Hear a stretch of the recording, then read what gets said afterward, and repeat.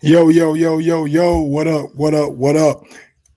Welcome back to another edition of Mike on Sports. Y'all know we live at 5, trying to get lit at 6. We coming live and direct, so I need all the respect.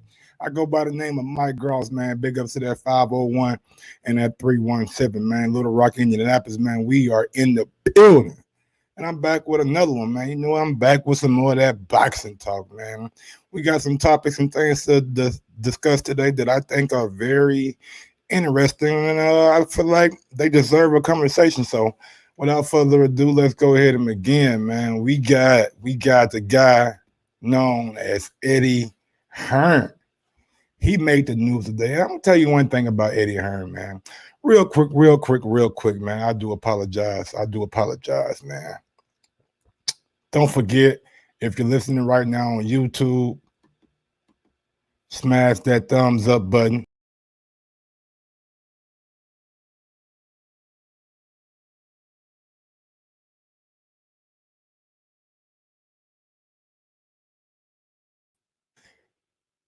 Smash that thumbs up button. If you want to follow me on IG or Twitter, you can do so by right here.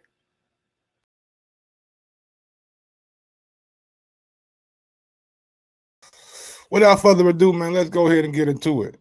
Eddie Hearn came out today or yesterday on his IG live, and you know what I'm saying he thinks that Wilder and Fury should be kind of on the back burner. You know what I'm saying? He feels like AJ and Tyson Fury may have a way to possibly get in a match this year. He feels like if AJ is only going to fight one time, it's going to be up to Bob Arum and Al Heyman, which Bob Arum controls, you know what I'm saying, Kubrat Pulev, the mandatory for AJ. And he also controls like Tyson Fury, but he doesn't control Deontay Wilder. So that's where Al Heyman come in. And the question is, should Deontay Wilder take step aside money? Should Deontay Wilder take step aside money so that AJ and Fury can get it on? And y'all know, if you know me, y'all know how I feel about this situation right here. I don't think Wilder will ever, in his mind, you know what I'm saying, decide to take step aside money. If he does, he gonna need a lot of bread. I'm talking about he gonna need that black youngster. He gonna need about 7, 8 times what Black Youngster got right there. You feel me? He gonna need that money. You get money calling me. You want to take step aside? I need about 10 million. You know what I'm saying? That's what kind of step aside money I need. But I don't think Deontay Wilder is a guy that's going to take step aside money. But let's get to the article that I'm talking about. Um, Article comes from Boxing Scene, but I want to give the proper credit. You know what I'm saying? So I'll make sure that I give his name is Boxing Clever. So it ain't come from him. Eddie Hearn told this to Sky Sports. So the source is Sky Sports. That's where the original quote came from. And Boxing Scene just wrote an article about it. Let's see. Eddie Hearn, promoter. Let me see if I got this right. Let me hide that. Put that on the screen. No, we're gonna remove that. Why is it looking like that? There we go. Gonna remove this right here for the background. Make that look solid right quick, man. I'm getting used to a StreamYard, so y'all bear with me. This is what we got right here. Matter of fact, I'm gonna go ahead and make it the whole screen. Go ahead and share it for y'all. Let's see. Eddie Hearn, promoter of IBF, WBA, WBO, IBO heavyweight champion Anthony Joshua, would still love to finalize a deal for a unification with WBC heavyweight champion Tyson Fury for the fall. Hearn had targeted that contest for a month of December, but the plan was seriously affected by the ongoing coronavirus pandemic. We all know, you know what I'm saying, that the virus has shut down all sports. Joshua is slated to face his mandatory challenger, Kubrat Pulev, on June 20th. The fight is likely getting pushed back to July 25th or even later. Fury was heading to a trilogy fight with Deontay Wilder for July 18th. That fight now has been postponed until October. If Joshua goes forward with Pulev in July, Hearn says a Fury fight is still possible for a fall date, but that can only be possible if Wilder take a step aside deal. Like I told y'all, man, if he talking about step aside money, he gonna need to bring that bag. He gonna need to bring that bag. Black Johnson, he gonna need the bag. It's gonna have to be some life changing step aside money because I just don't think that Deontay Wilder would even consider it. But let's get to the quotes. We got June 20 as a pencil date for Anthony Joshua. We will make a statement potentially this week or maybe early next week. That's likely to be delayed. I think that's pretty straightforward and obvious. Hopefully until the end of July, Hearn told Sky Sports. But if it starts kicking on beyond that, then you get to a situation where if Joshua is only going to box once this year, he would very much like that to be against Tyson Fury. The situation is a bit out of our hands in that if Bob Arum and Al Heyman can talk and make Deontay Wilder wait a little bit, we would absolutely love to go into that fight next. So he wants Bob Arum and Al Heyman to possibly get in Deontay Wilder's ear, tell him I don't know what Al is going to tell him because I know Deontay and I just don't see him, you know what I'm saying, being the kind of guy that's going to take step aside money when he was such a proud WBC champion. But the story's out there, you know what I'm saying? The thought, the possibility is out there. And Eddie Hearn doing what he does best, man. I'm telling you, this guy is very, very good. I'm telling you, Eddie Hearn is out here sneaking around. He's tiptoeing, trying to make some rumblings, trying to make some news during this coronavirus pandemic. He's out here just tiptoeing. He's looking. He's trying to make the media influence Deontay Wilder and possibly influence his decision making with this kind of story. Very, very, very good media savviness from Eddie Hearn. But like I said, I think this will fall on deaf ears. But let's go ahead and get back to the quotes. I think a lot of it depends on Deontay Wilder. If he's willing to take that step aside money, that's a conversation to be had with Bob Arum and Al Heyman to see if that's even possible. If it was possible and there was a way to make Kubrat Pulev wait, which I think is a probably easier job than for sure, I think Anthony Joshua would be extremely interested in moving straight into the Tyson Fury fight. I think in an ideal world, we have that fight next. And it's always been the case. But if we can fight Kubrat Pulev in July, we'd love to fight Tyson Fury in November, December at the same time. I think there is so much uncertainty at this moment. This is kind of a situation that might make people say, I think now is the time. So he said when everything going on and everybody having to call out shows and promoters and boxers not making no money, this possibly could be the time that people look and say, hey, let's make a big fight. Let's go ahead and get all the money that we could possibly recuperate from all the lost revenue this year. And that's an option. That's an option, and that's a perspective that promoters will probably like and probably, you know what I'm saying, love to do. But I don't think that Deontay Wilder is going to be aboard that ship. I think that ship is going to leave the dock without Deontay Wilder. I think he is the main component in all of this. Like Eddie said, I think it'll be way easier to make a Kubrat Pulev take step aside money than it would to make a Deontay Wilder take step aside money. I just don't know if Deontay will even consider it. You know what I'm saying? I think he's just going to fall on deaf ears. I think he's looking forward to this Tyson Fury rematch.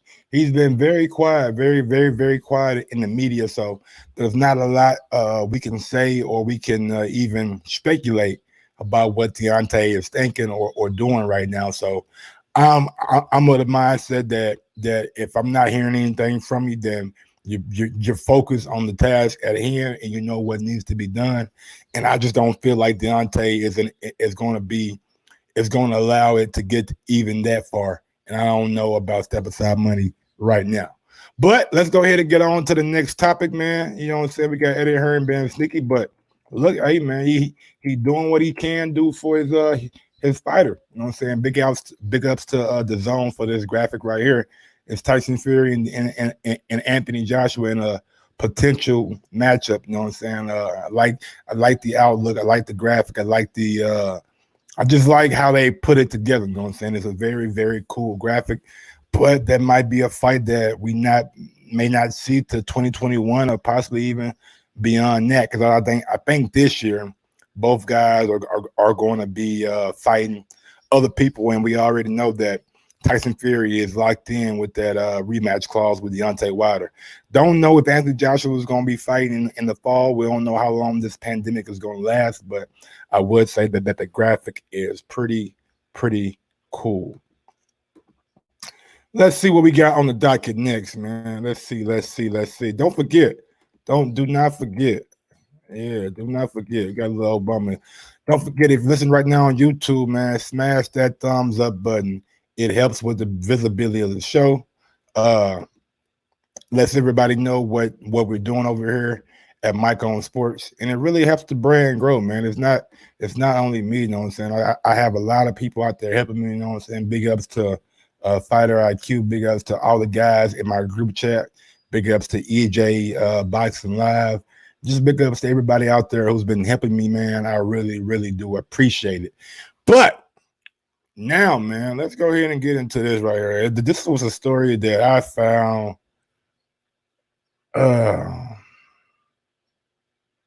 surprising, man. You see the title. Jarrell Miller says tests were a misunderstanding.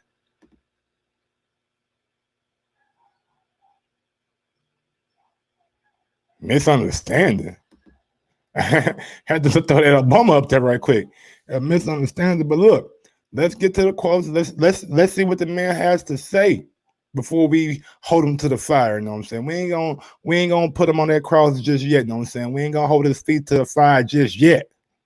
Let's see what this man has to say, because I was utterly shocked when I read this headline. Jarrell, the title of the thing is Jarrell Miller says tests were misunderstanding. Checks Wilder, Ward, White, Bellew, and Horn. This all comes from bonuscodebets.co.uk. These are where the original quotes are coming from. So big ups to bonuscodebets.co.uk for the interview. And big ups to Boxing Clever from Boxing Scene for the article. So let's start it. Heavyweight contender Jarrell Miller is claiming that positive drug tests from 2019 were nothing more than a misunderstanding. A misunderstanding.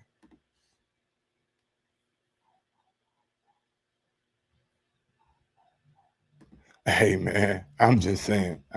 We ain't gonna hold his feet to the fire yet, y'all. Let's see what he gotta say. Hold your horses now. Hold your horses. I know y'all out there like, Mike, man, you better get on his ass, but hold on. Let's see what he gotta say, man, before we hold his feet to the fire. Let's see what this man has to say for himself. I'm you know, y'all know me, man. Y'all know me. Last year, Miller was scheduled to fight IBF, WBA, WBO champion Anthony Joshua at Madison Square Garden in New York, and we all know how that went. Miller was replaced by Andy Ruiz on short notice, who pulled off one of the biggest upsets in heavyweight history when he was able to drop Joshua 4 times and secure a 7-round stoppage. But back to Jarrell Miller. Miller's drug tests, which were administered by VADA, the Voluntary Anti-Doping Agency, came up positive for GW 50 15 16 EPO. Just look up EPO if you don't know what it is. and HGH. That's what he got caught with. He got caught with 3 of them. 3 of them. But the drug test was a misunderstanding. He got caught with 3 of them. Not one. One, you know what I'm saying? Always a mistake. I ate bad meat. Or I got the wrong supplements. Not one, not two, not 2 now. 3. Trifecta, Steph Curry, long range, Klay Thompson, Reggie Miller, Ray Allen. He got caught with 3 of them. But hey, I digress, man. Let's get back to the article. We said we weren't going to hold his feet to the fire until we heard what he got to say. Let's see. Hard work, and this is coming from Jarrell Miller. Hard work is the number one. There is no shortcuts, but sometimes you're going to get lazy and you don't do your homework. And that's when it's going to cost you, like it did for me. You got to ask a ton of questions. Be careful who you surround yourself with and who you deal with. Be 100% genuine and honest with yourself and with your mistakes to get better and to be better, Miller explained. Okay. And right there was a whole lot of words, but nothing really being said. He's saying you got to do your homework. Well, what the fuck homework are you doing? You trying to do homework on how to beat a drug test? Like what kind of homework you doing? Are you talking about watching film on AJ? What homework didn't you do that cost you?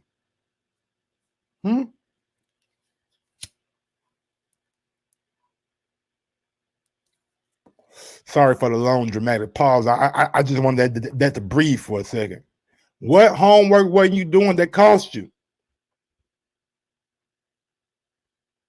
And of course, you got to ask a ton of questions when a guy pops dirty. Like that's you know what I'm saying? That's coming. That's a far gone conclusion.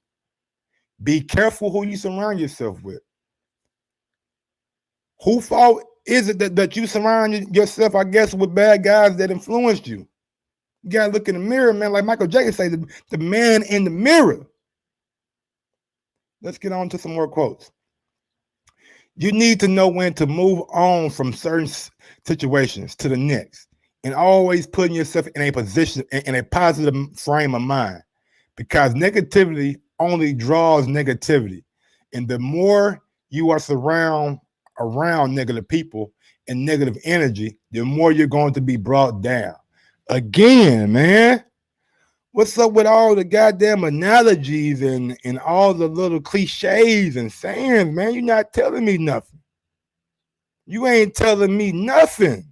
The first 2 paragraphs here, I could have done without. I ain't heard nothing about how the drug tests were a misunderstanding. Nothing. How, Sway? Back to the quotes. We were going to train all the way from January to June to get ready for AJ. But I was dealing with a reoccurring issue with my elbow. Now we got injuries. I was dealing with VITA and going to see their specialists and doctors. I was seeing 2 different specialists and a psychiatrist that VITA wanted me to see to make sure whatever I was taking was a part of the protocol. Okay. Miller stated that his pursuit to deal with an old injury was a direct cause of the positive test because he came up positive in the aftermath of receiving a stem cell shot. Now we're putting it on stem cells. Okay, so you received a stem cell shot that had HGH, which is understandable with stem cells. EPO, I'm not quite sure EPO, you know what I'm saying? I'm not with the other CW50, whatever the numbers and shit. I don't know about that, but I do know that HGH and stem cell, you know what I'm saying? That's kind of go hand in hand. But I'm not sure why you're receiving a shot like that if you know if it has that in it. Do you think that you were going to be passed by the doctor? Was it not in VITA's protocol? Like that falls on you, big dog. Like you got to do your homework. Maybe that's what he was talking about, not doing his homework, not knowing what's in a stem cell shot. Let's give him the benefit of the doubt. It was an injury I had for a long time. I just wanted to be 100% for the fight, 100% healthy. So we looked at alternatives to get things done, and one thing led to another. One thing led to another. That sounds like some shit you see on 48 Hours when a nigga telling on his partner, man, we ain't mean to go in there, man, kick down the door. We just wanted the money in the weed. We ain't mean to shoot nobody. One thing led to another. Get the fuck out of here, man. But look, let's give him the benefit of the doubt. Let's do it. I was seen by the doctors, and by the time I got signed off to do certain things towards the injury, I took a stem cell shot, which is known to have healing properties that are very strong. And that's when we had a positive test of those components. So you didn't wait till the doctors gave you the green light. You didn't wait. You went on and did things on your own. Who signed you off? You didn't say about a doctor signed you off. Did a fucking bodybuilder doctor sign you off? Who signed you off for that? That's what I want to know. Who signed off for that test, for that stem cell, and say, "Hey, man, you good? You in by the protocol?" Because if you didn't go that route, if you didn't make sure that stem cell shot was clear with VADA, guess who the blame falls on, young man? It's like it comes back around to you. You. That's who the damn blame lies on. Anyway, let's go. Got some more quotes from him. I begged for a third test.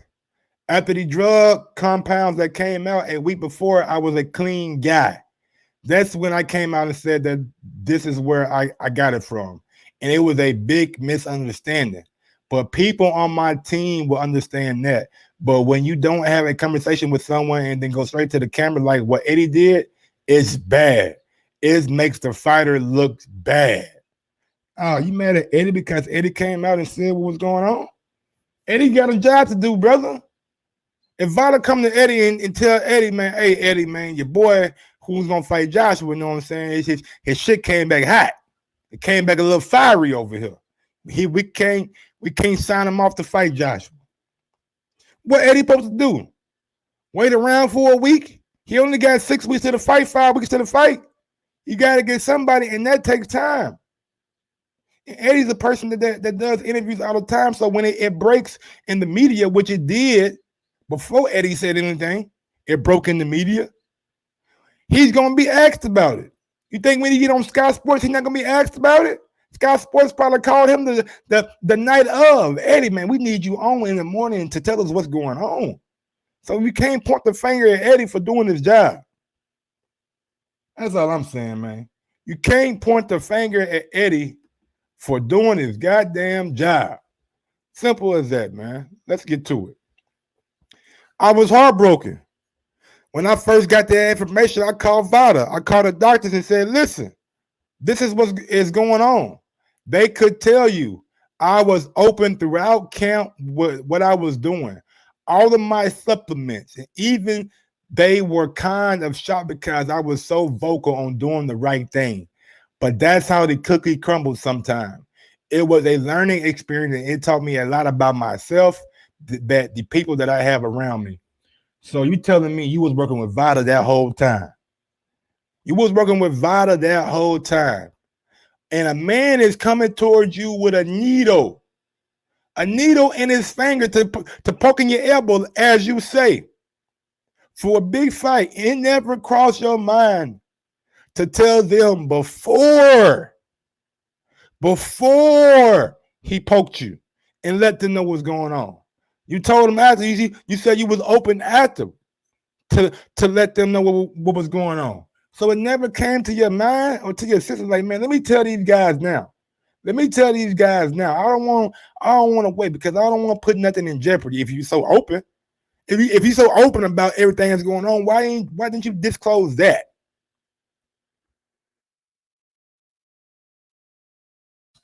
Here we go. Now he got some things to say about some boxers and fighters. Like, he went on a tangent. He went on a tangent. So we gonna sit down. We're gonna chop it up with Jarrell Miller today, y'all. Know what I'm saying? Don't forget, man, smash that thumbs up button, man. Let me go ahead and give y'all a quick reminder, man. Smash that thumbs up button. It helps with the visibility of the show. Go one step farther, you know what I'm saying? Let me go ahead and show y'all what's going on. Bam. Take me off.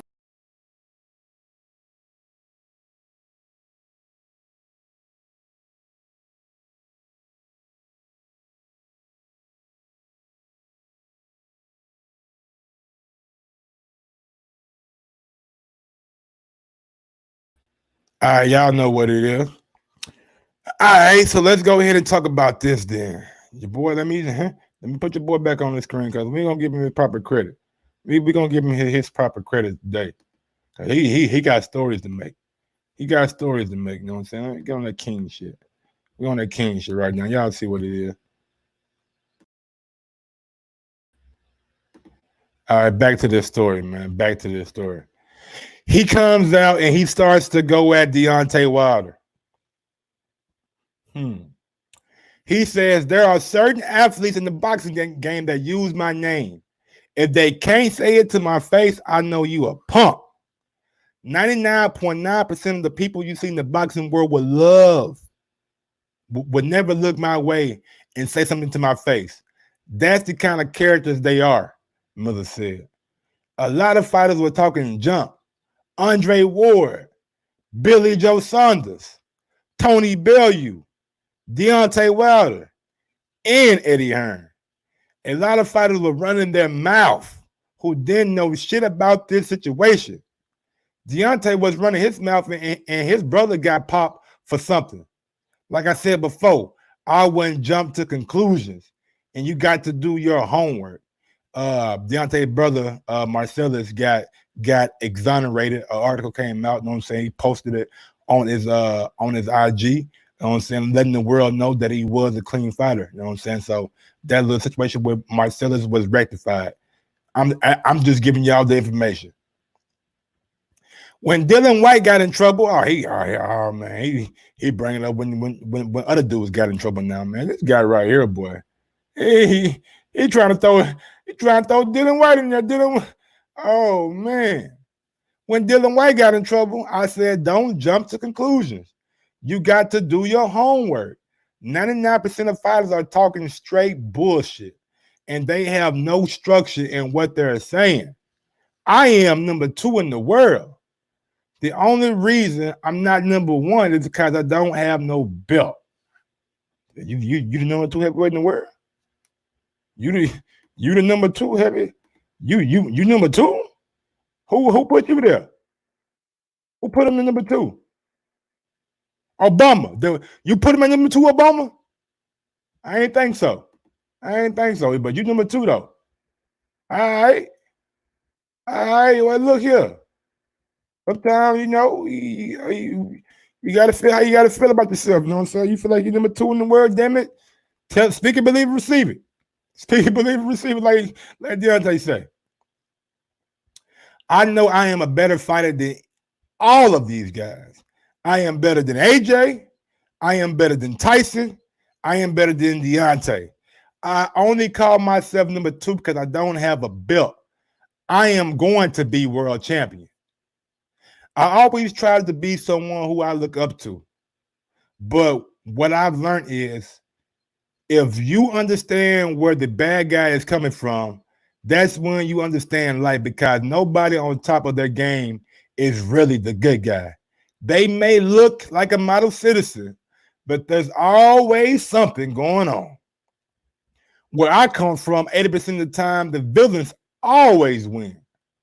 Because when you do everything by the book, you leave your hands tied. You have to be that person who sees outside the box. That little quote right there told me a lot about Jarrell Miller. 80% of the time where I'm from, the villain wins. Because when you do everything by the book, you leave your hands tied. So what you saying, like what I'm interpreting in, The reason why you took that shot, you ain't want to do things by the book. You thought you can get over on the system. That's what I'm interpreting those hands from the thing, because the villains win where you from. You know what I'm saying? Evil outweighs good. In Brownsville, like, hey, that's not a tough, easy place to grow up at. So I see what he's saying. You have to be the person who sees outside the box. If multimillionaires played by all the rules, they wouldn't be where they're at. So with some of these promoters like Eddie Hearn, they say these crazy, outrageous things. They don't play by the rules all the time. That's a fact. I gotta agree. Eddie Hearn, you know what I'm saying? One of my biggest gripes with Eddie Hearn was the way he handled the Dylan White and Oscar Rivas thing. I didn't like it. I didn't think it was handled right. I really didn't think that him not telling Rivas' team was good. So I gotta agree with him with that last part. But for the whole, I really didn't learn anything new besides him getting the shot and him talking to the Vada doctors, you know what I'm saying? But he didn't talk to the Vada doctors about that shot. That's all I'm saying. That's all I'm saying. But look, we're gonna get to this next Jarrell Miller article because he wasn't done. Jarrell Miller was not done, people. He had to load that gun up and, you know what I'm saying, come bang bang. Bang bang. He coming at your boy. At your boy Eddie. Yo, Eddie.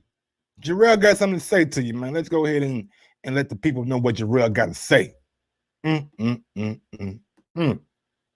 This right here, boy. You talking about I thought it was supposed to be a slow day in the news cycle. I thought it was supposed to be a slow day in the news cycle. No, sir. No, sir. There's not no slow day at all. Let me see. Who is this coming from? Oh, it's coming from the same people. bonuscodebets.co.uk. The quotes are coming from bonuscodebets.co.uk, and the article is written by Boxing Clever, which is like an alias, you know what I'm saying? Because he's just writing the article. He wasn't the one who conducted the interview. Let's see. We all know Miller was replaced by Andy Ruiz on short notice. Eddie Hearn was furious with Miller, explaining to media members that he was personally contacted by Miller, who claimed that he never used any banned substances. But Miller drug tests, which were administered by VADA, came up positive for GW501516, EPO, and HGH. All right, so there we go. We know what he did. We are from the last article. I get to these quotes, you know what I'm saying, where he's talking about Eddie. You have people that have a bigger following than me that are going on to put their personal story first. And that's what Eddie Hearn did with Matchroom. He was under fire from the zone for it. So I was their scapegoat. He was a scapegoat, man. You made yourself, you were liable in the situation. Like, you wasn't a scapegoat, but you brought that on yourself. Like, it wasn't like Eddie made, you know what I'm saying, told you to take that shit. Like, you brought that on yourself, but I digress. Any big business or corporation always find a scapegoat. So why not blame it on the big black brash American? Make him look like the bad guy. And meanwhile, Eddie can run for the clear. I keep things cordial with Eddie because of the zone. People from the zone were messaging me and say, keep your head up and stay positive. We love to see you again. And then for Eddie to say the total opposite, it's mixed messages. What Eddie put on camera, he would never say to my face. Really? Oh shit. Damn. Wow.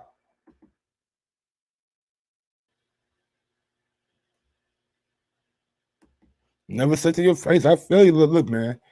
At the end of the day, man, like I said last 5-10 minutes ago, man, Eddie runs a business. He's in charge of his business. And he got to do what's good, what's best for his business, man. He can't think about the feelings of a guy that possibly is about to cost him a date at Madison Square Garden. Like, what if this would have happened a week out or 2 weeks out or something like that? Like, can't get mad at Eddie, man. You got to stand up and you got to take ownership for like what you done.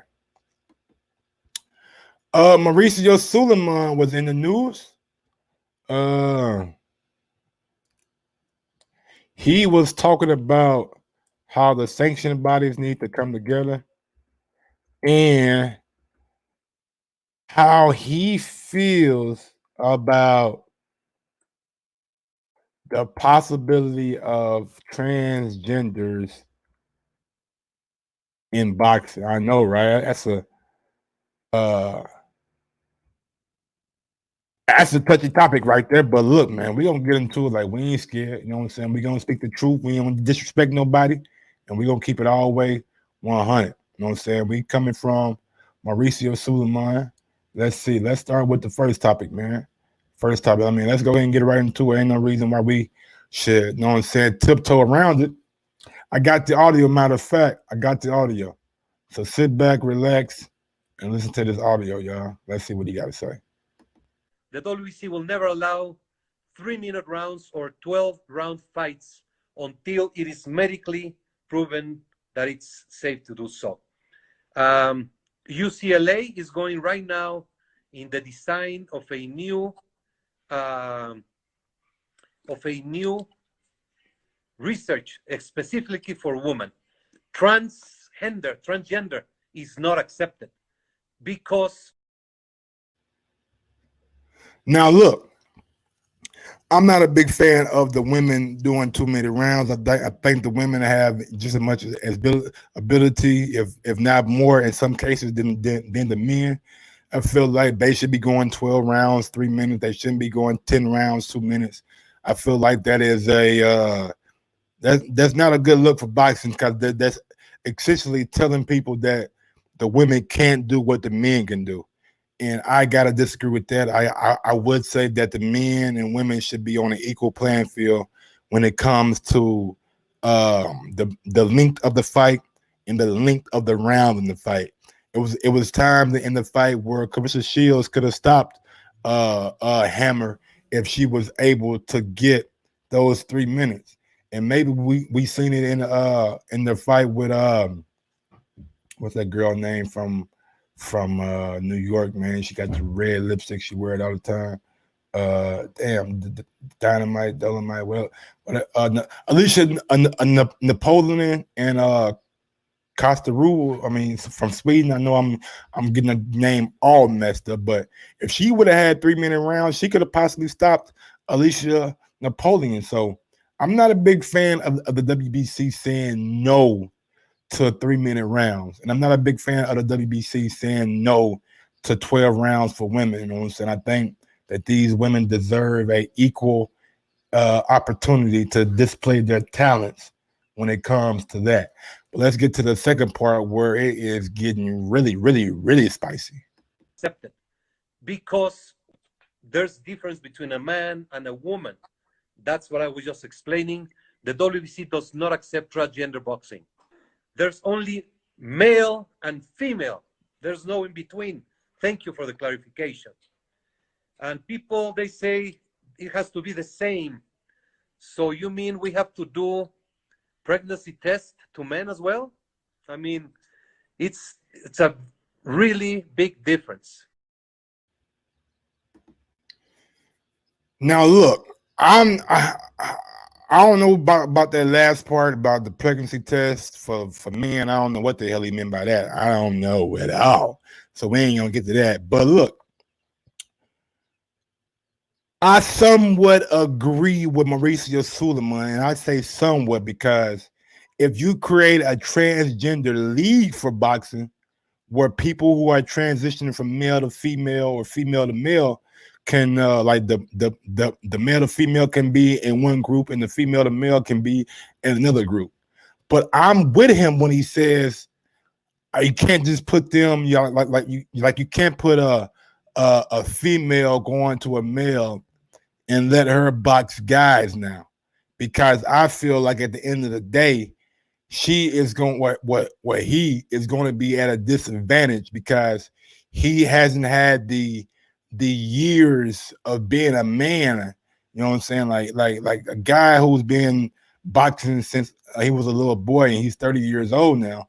He can do some serious damage to somebody who's transitioning over, and vice versa. Like, I do not want to see a man who has transitioned to being a female, who is a female now, taking on other female boxers. I do not think it's right. I think a person who was born a man has the body structure advantage. You know what I'm saying? We like men's bones are denser or whatever, stronger or whatever the hell. Like the frames are stronger, like not fragile. I don't want to say women are fragile, but you know what I'm saying, not as petite and thin as women. So if you're a man transitioning to being a woman and you take on women in the sport of boxing, that's going to lead to a lot of injuries and a lot of people raising their eyebrows. Like we see it all the time in high school sports where there are boys who transition to being girls and they compete and they are absolutely out here killing people, out here killing. So I'm not a big fan of that. You know what I'm saying? But if there was a way to have women who are transitioning to male to compete and females who would transition in males to compete in their own, I think that would be good for I think it would be good for the sport and also helps the sport grow. You know what I'm saying? The LGBTQ community gets behind their people. You know what I'm saying? Gets behind that they just support their people. So if the WBC could do that, then I would be all, you know what I'm saying, all on board, all down for it. But I'm not a big fan of letting, you know what I'm saying, like I said earlier, people compete and when they have a distinct advantage or have a distinct disadvantage. You know what I'm saying? And let's move on. Let's talk about what Mauricio said about the sanctioning bodies need to come together. Sanctioning bodies need to come together and work together to get things done in a more timely fashion. Let's see what we got. Let me see. Can I find the there you go. Yeah, he's saying, let's work together, baby. That's what he's saying. That's what he's saying, baby. Let's do some work together. That's what he want. What do you want? You know what I'm saying? Here's the quote right here, though. Take this off the screen right quick. Coming from Michael Benson, and the actual quote is coming from the Athletic Box. Mauricio was on this live for an hour taking question and answers from the Athletic Box. The WBC president, Mauricio Sulaimán, has reiterated his call for all four major governing bodies, WBA, WBC, IBF, and WBO, to cooperate on unification tournaments, which will crown one undisputed champion of a division. I absolutely love that concept and love that thought. I think that is definitely what needs to happen. But I think when you're living in this place called what is it called? This place called this place called reality is not going to happen, man. And the reason I say that is because these sanctioned bodies can make so much more money and not have to split it four ways by just putting on their own events, putting on their own tournaments, putting on their own championship fights. And that's why we have Fort belts, because people couldn't work together in the beginning. IBO came around, WBO came around, WBA came around, WBC came around, and all these guys have been doing their own thing for years now. So for me to think that these guys can possibly come together now, it sounds good. Sounds damn good. I'm talking about it sounds like music to my ears. Play that funky music, white boy. It sound like music to my ears. But do I think it's gonna happen? Dude, Mike, do you think that shit is gonna happen? Huh? Fuck out of here, man. I don't think it's gonna happen, bro. I don't think it's gonna happen. It is too much money to be made by these other sanctioned bodies not working together than it possibly is working together. That's all I'm saying.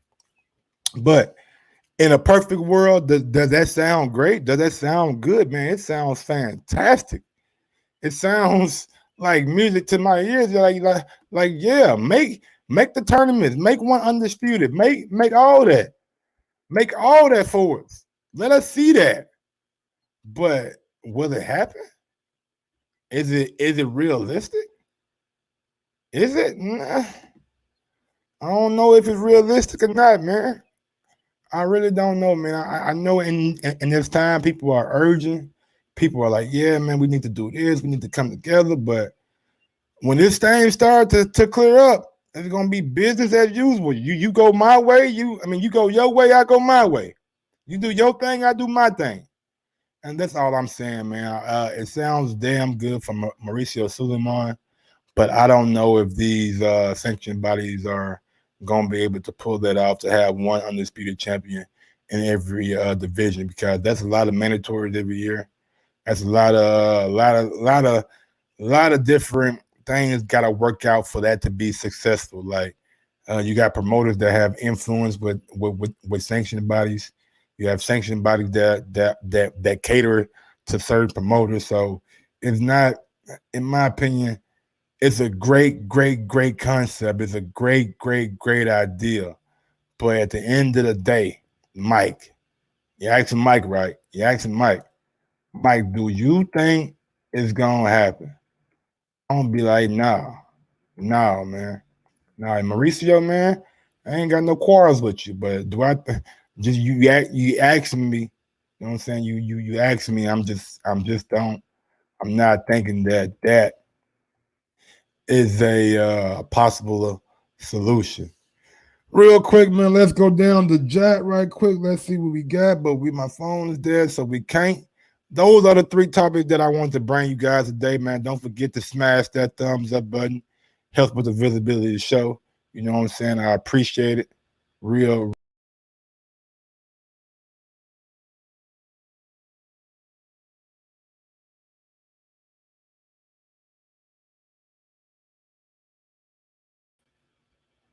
And yeah, man, we're going to go ahead and get up out of here. You know what I'm saying? We're going to go up here, do our thing, and rock out. Until next time, this has been Mike on Sports. Yes, sir.